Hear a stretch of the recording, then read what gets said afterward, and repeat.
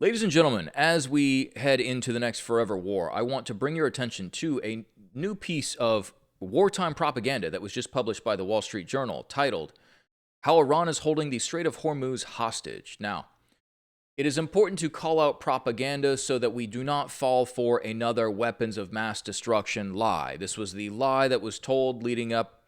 This was the pretext for invading and overthrowing Iraq and Afghanistan after 3 buildings were allegedly, blown up. What, hit by 2 planes? How does that work? Nobody knows.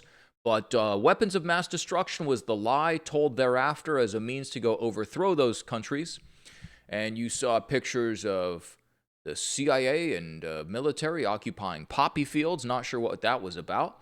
And they seem to have gotten a lot of oil. They carried out a 20-year war. And over the course of this period, there was some, $20 trillion, give or take, in debt that was issued. And the national debt of the United States was expanded astronomically from about $5 trillion to what stands at $40 trillion today to fight that conflict on behalf of Israel, which everybody seems to be so fond of these days. Now, the official narrative is that Donald Trump received intelligence from Jared Kushner, his Jewish grandson, who, I don't know, does he even hold an official title in government? Not sure. But he does seem to be associated with the Israeli security apparatus, along with Steve Witkoff, the real estate developer of similar persuasion. These two individuals provided intelligence to Trump that they stated that Israel was going to attack Iran. The narrative was that Iran would attack the United States in return, and therefore the United States should attack Iran. So in short, Donald Trump, who is listed in the Epstein files as doing things so egregious that if you entered the corrections facility in the United States for his alleged crimes, you would not survive. Really, really sadistic stuff that I will not state here. We all know. Go take a look. Disgusting stuff. This gentleman just so happens to get the United States into a conflict by attacking Iran in a war that Israel has wanted to kick off for 30 years.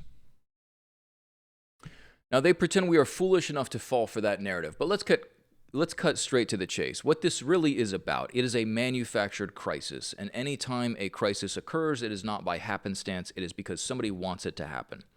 You are going to war because some people want you to go to war. You are in the midst of a crisis because this is manufactured, it benefits some people, and they want the current events to happen as they are happening. There is no better pretext than for the continued infinite expansion of debt to fight another war on behalf of Israel. This is a method to expand the U.S. debt beyond $40 trillion. It keeps the government system afloat. This is how you get to... Wars are how you get rations. And what is a central bank digital currency if not a ration system?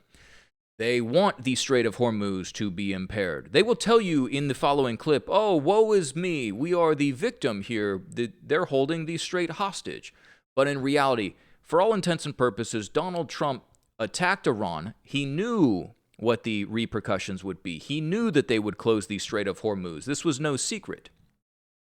He foolishly did not refill the strategic petroleum reserve, but I refuse to believe that that was done on accident. Surely one would think before you attack one of the greatest oil-producing nations on earth that you would either refill your strategic reserves, or if you don't refill the reserves, then what does it really say about the conflict? It almost says that you are trying to manufacture a crisis. And what better method to get energy shortages, sky-high prices, inflation, higher interest rates, stagflation, a fertilizer crisis, which leads to starvation and mass panic, and a general crisis at home, which probably entails a civil war. So do they not want to further divide and conquer? And what comes about by that? It serves power. It serves their aim.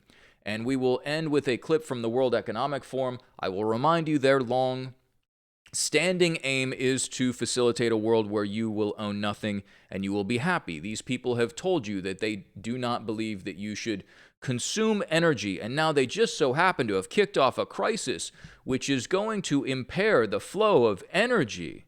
So, without further ado, let's get to the nice piece of propaganda here.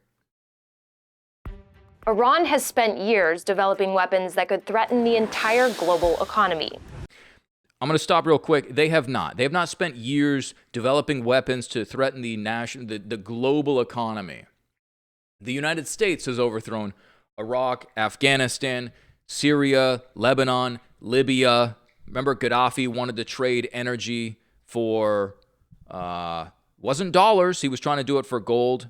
He wanted to establish a pan-African gold-backed dinar. Suddenly, he found himself sodomized by a bayonet. At any rate, let's not get lost in the sauce by accepting their first premise, which is obviously false. And now that the country's at war, it has started to use them. The conflict has all but frozen commercial shipping, and at the heart of the crisis is a narrow waterway that Iran is holding hostage. The Strait of Hormuz is the choke point leading into and out of the Persian Gulf, and it's bordered by Iran's coastline. And as the world is seeing, they are exercising sheer desperation in the Straits of Hormuz. Even though Iran doesn't have jurisdiction over the strait, it has long threatened to use force to shut it down. Actually, according to international maritime law, they do have jurisdiction of 12 miles of the water. Now, the strait might be a little larger, of about 20 miles, but they definitely have jurisdiction of those 12 miles next to their shores. Also, hilarious that this is coming from the media of a country who just more than a few weeks ago absolutely murdered with a missile a couple of gentlemen off the coast of Venezuela. No due process, no questions asked, and they were alleged to be trafficking drugs. We have no idea. Their boat was blown to smithereens. Where was the jurisdictional outcry then?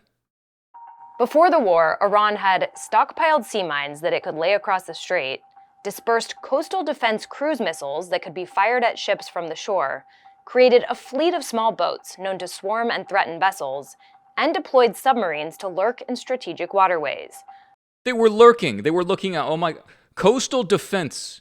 Okay, I don't understand how this is posed. Oh my, wow, they put coastal defense missiles. This is coming from the nation state that has over 400, was it 800? I don't even know how many foreign military base the United States has, which a large number of them are surrounding Iran.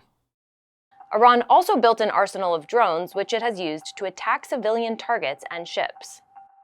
That's a key reason why the U.S. has been so focused on sinking Iran's navy and destroying Iran's weapons.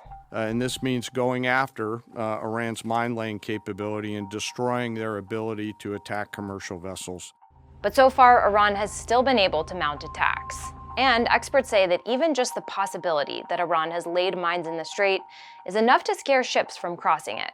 The U.S. is working on a plan to reopen the strait, and the Pentagon is moving additional Marines and warships to the Middle East that could potentially help with such an effort. But some officials say that can't happen until the shooting stops. As soon as it is militarily possible, the U.S. Navy, perhaps with an international coalition, will be escorting vessels through. So how big of a problem is this? About a quarter of the world's oil comes from countries that border the Persian Gulf, including Iran, and shipped to global markets on tankers, which of course have to pass through the strait. About 80% of that oil goes to Asia, according to the International Energy Agency.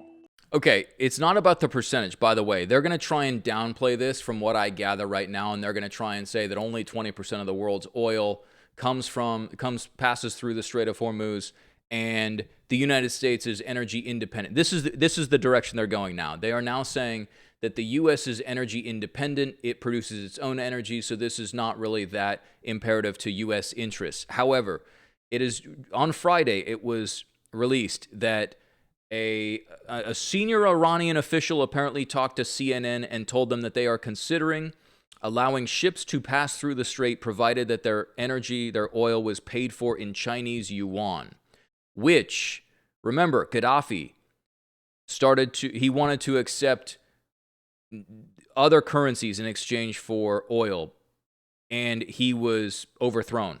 Same with Saddam, overthrown. So this is disruption of the petrodollar, which would result in massive inflation for the United States and the end of world's reserve currency status.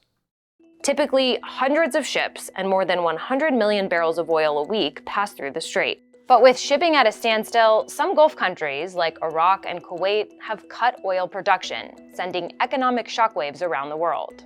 That has caused oil prices to spike and forced the Trump administration to answer questions about the global impact of Operation Epic Fury. We'll be back on track in a pretty short while. Prices are coming down very substantially. Oil will be coming down. How does this guy, Operation Epstein Fury, how does this guy say prices have come down substantially? Does he think that we are North Korea? Like, is anybody buying this propaganda? The cost of a house has doubled in America over the last 5 years. That is about 20% annualized inflation. How does he sit there with a straight face? To try and alleviate the pain, the US and IEA member countries are releasing hundreds of millions of barrels of oil from emergency stocks. We're going through a short-term disruption, but it's overdue to address this Iranian threat that's festered and grown for 47 years. But here's the thing, no one knows how long that disruption will last, and Iran has pledged to keep fighting. The United States created the disruption. They want disruption. The Epstein class wants disruption. They have facilitated this crisis. Tehran is trying to cause as much global pain as it can to both pressure and punish the US and its allies. Iran, the country which was just attacked, is now the aggressor, trying to inflict as much pain as possible onto the US and its allies. Oh my, bro. The regime, of course, wants the attacks to stop. It wants its neighbors, which host US bases, to kick the US military out of the region. And it also wants compensation for the damage that has been caused by the war. They really are a nation of terror and hate, and they're paying a big price right now. This is the king of bankruptcy, ladies and gentlemen. The king of bankruptcy is has the audacity to call them a terrorist state after he just attacked them. Anyway, moving right along. That's the basic gist of the clip. Let's go right along. There's one more minute. We meet for the 20th. We have Klaus Schwab at the World Economic Forum a couple years ago. A reminder as to where they're trying to take the global state of affairs. Meet for the 20th. I hope I will have the pleasure still to be invited for the meeting when we meet for the 20th Governance Summit. You will use the app like Uber, but not anymore to call some driver, but automatically guided car, a self-driven car, will come to your hotel or wherever you are and will bring you to the airport. No, Los Angeles is one of the cities with the heaviest traffic, who told me in 2030 Los Angeles will be private car driven free. And this will allow to transform highways into parks and other public spheres. How is it that you will drive to the airport in this robo-taxi if all of the highways have been transformed into parks? That is technocratic slavery. That is communism. This is the direction that they are trying to take the state of affairs. This is why you have a conflict, a manufactured conflict in the Middle East. This was not on accident. This is not some 48-hour conflict that went awry. This is the intentional destruction of the American empire.